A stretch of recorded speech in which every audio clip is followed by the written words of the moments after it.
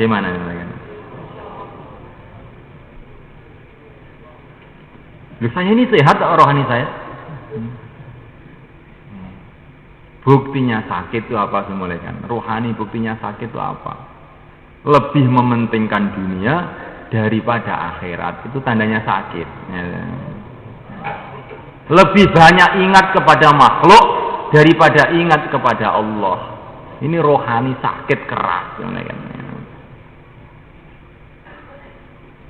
Dan kita ini mau ke akhirat yang selama-lamanya, tapi berapa menit kita ingat akhirat?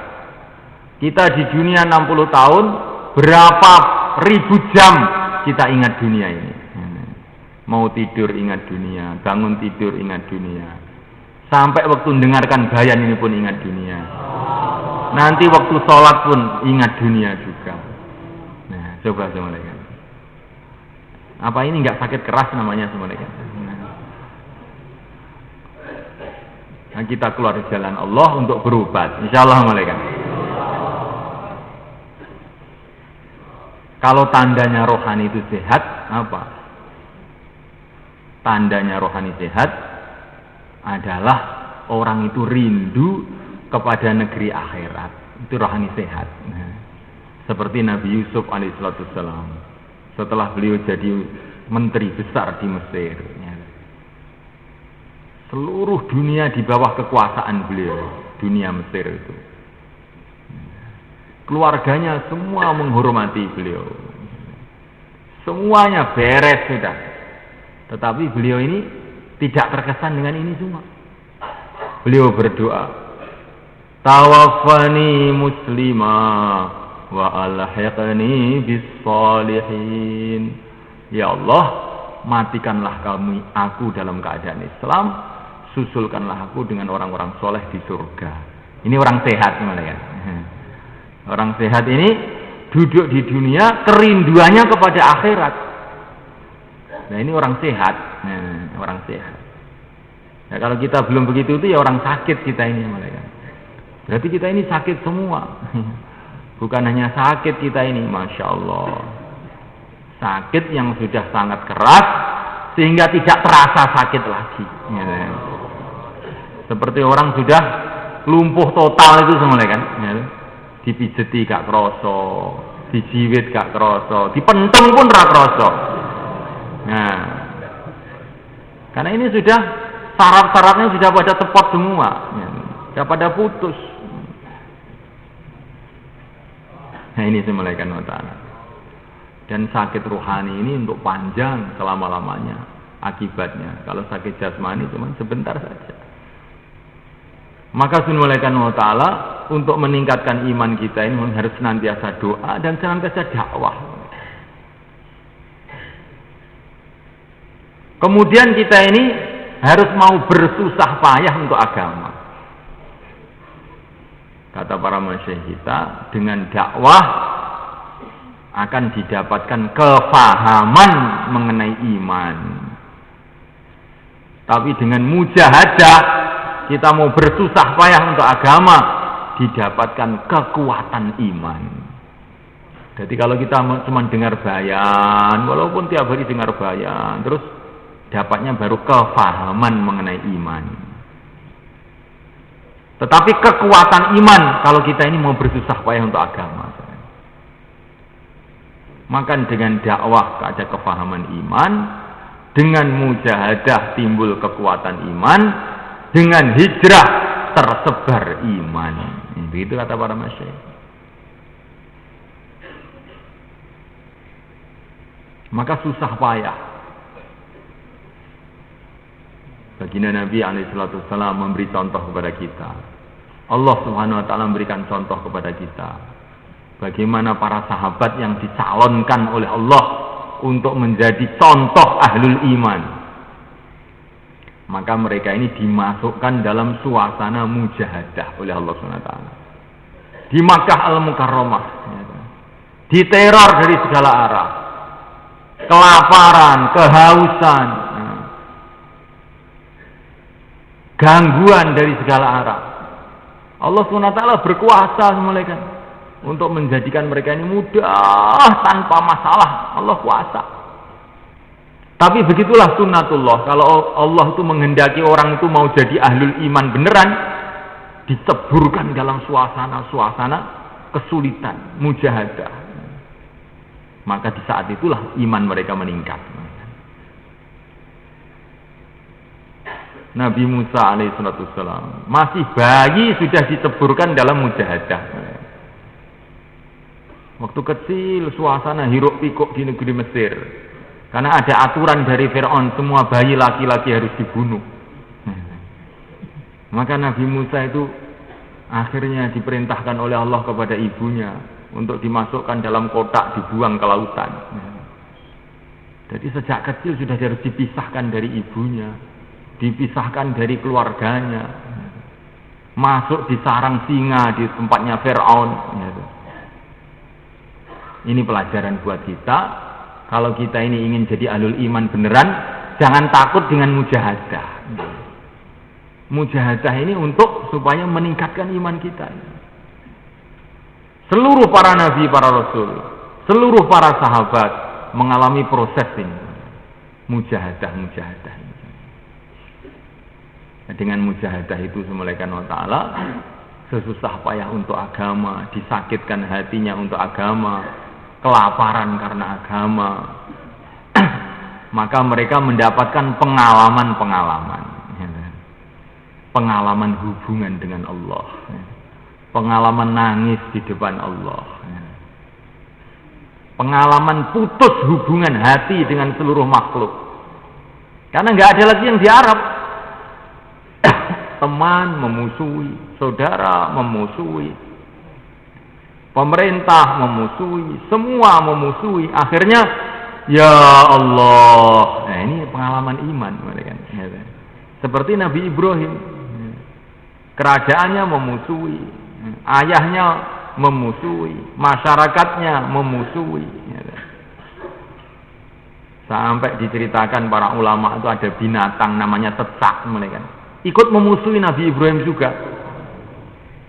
Jadi ketika Nabi Ibrahim itu dilemparkan dalam api, tetsak itu loh ikut urun-urun, niup-niup biar cepat terbakar katanya. Sehingga tetsak ini menjadi binatang yang dilaknat. Kalau orang membunuh tetsak dapat pahala, gitu kan anehnya. Jadi sampai binatang-binatang memusuhi. Kerajaan memusuhi, keluarga memusuhi, masyarakat memusuhi. Saat itulah Nabi Ibrahim dikasih kekuatan rohani yang luar biasa oleh Allah. Hasbunallah, cukup Allah saja kalau begitu. Jadi sudah mulaikan Allah SWT. Jadi mujahadah itu memang proses untuk peningkatan iman, harus mujahadah. Sudah mulaikan Allah SWT. Doa, dakwah, mujahadah. Dan sebaik-baiknya doa adalah doa waktu sholat. Ihdinas siratal mustaqim, siratal ladzina an'amta alaihim. Ya Allah, tunjukilah kami jalan yang lurus, jalannya orang-orang yang telah Engkau beri nikmat. Siapakah mereka? Para nabi, para rasul, dan pengikut-pengikutnya. Maka kita waktu sholat itulah doa kepada Allah agar Allah memberikan hidayah kepada kita sebagaimana hidayah yang Allah berikan kepada para nabi, sebagaimana hidayah yang Allah berikan kepada Nabiullah Adam alaihissalam. Nabi Adam ini Masya Allah berbuat salah cuma sekali, itu pun tidak sengaja, tetapi beliau menangisi kesalahannya ini bertahun-tahun di depan Ka'bah, kan? Ini hidayah. Nah kalau kita ini salah terus nggak pernah nangis, nggak pernah nangis. Ini bukan karena kurang dosa kita ini semua, kan? Karena kurang hidayah. Dan kesalahannya Nabi Adam itu apa sebenarnya? Kan? Cuman makan satu suap, yang tidak diizinkan oleh Allah. Dan itu pun karena lupa. Itu saja yang nangisnya bertahun-tahun. Jadi ini hidayah untuk taubah namanya. hidayah untuk taubat. Aku ki apa ya terus ngene iki terus. Aku ki arep mati, masa aku ngene iki terus. Astagfirullah, ini hidayah mereka. Ini perlu hidayah. Kalau Allah nggak kasih hidayah, itu orang tuh jeluntrung terus. Sampai sudah sakaratul maut itu nggak mikir tobat. Anak saya nanti bagaimana, istri saya nanti bagaimana, sawah saya nanti bagaimana. Ini sawah ini untuk yang barep, ini sawah ini untuk yang kedua, ini sawah ini untuk istri saya. Nggak usah kamu bagi pun nanti dibagi sendiri kalau kamu mati. Ya, kok bagi-bagi segala. Ini kalau orang ini dia dapat hidayah mulai kan, sudah sakaratul maut pun juga hatinya itu nggak bisa tawadhu pada Allah. Jangan kamu pikir pokoknya nanti kalau saya sudah tua, sudah sekarat saya tak tobat. Oh nggak bisa. Nggak bisa mereka.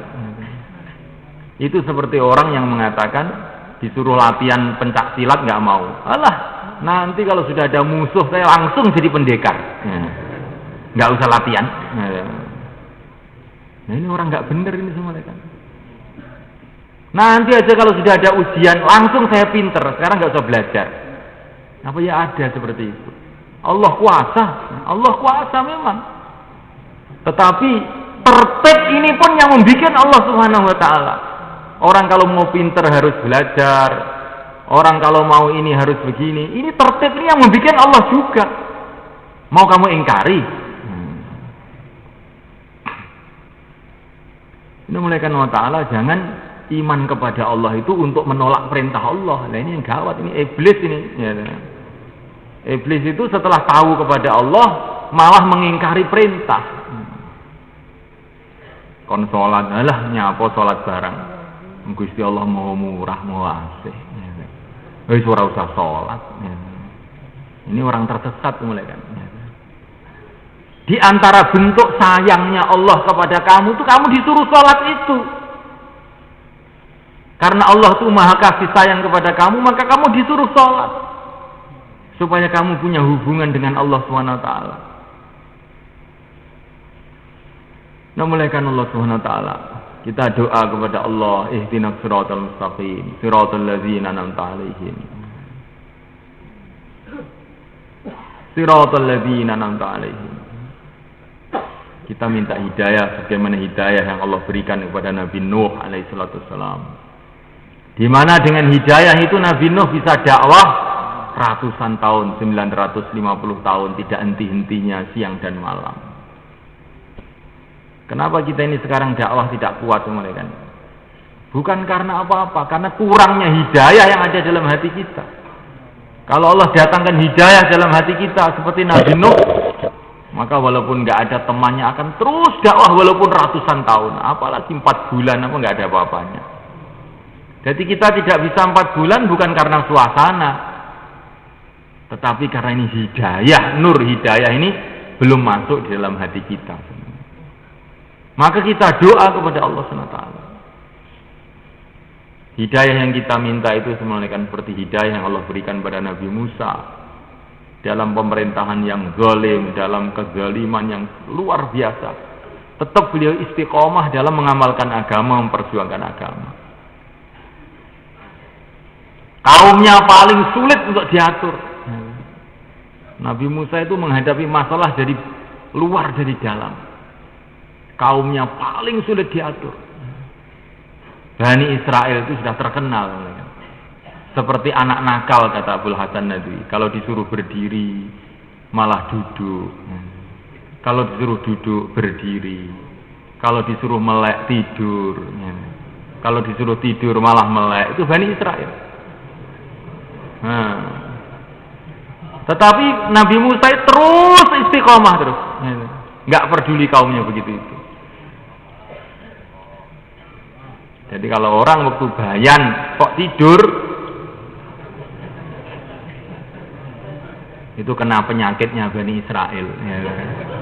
Kena penyakit Bani Israel. Bani Israel itu kalau disuruh itu mesti berbuat yang sebaliknya. Disuruh doa sama Nabi Musa, kamu doa khittah, ya Allah ampunilah kami. Tapi dirubah khintah, ya Allah minta gandum, ya Allah minta gandum. Disuruh minta ampun malah minta gandum. Jadi apa saja dirubah agama itu. Coba sekarang kalau kita ini disuruh untuk iktikaf malam ini di masjid ini sampai isyraq.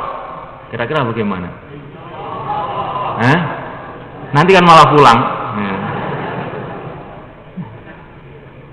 Nah kalau pulang, yaitu dulure Bani Israel. Dulure.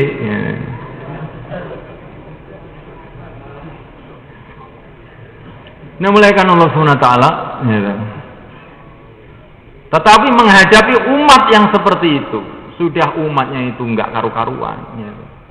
Menghadapi lagi tantangan dari luar, Fir'aun kekuasaannya penuhi dengan kezaliman, tapi Nabi Musa istiqomah terus. Ini hidayah yang kita minta semulaikan. Hidayah yang kita minta ini semulaikan, seperti hidayah yang Allah berikan kepada Nabi Isa alaihissalam. Walaupun enggak punya harta, enggak punya rumah, enggak punya istri, enggak punya anak, enggak punya apa-apa, tetap istiqomah dalam mendakwahkan agama, mengamalkan agama sampai akhir hayat beliau.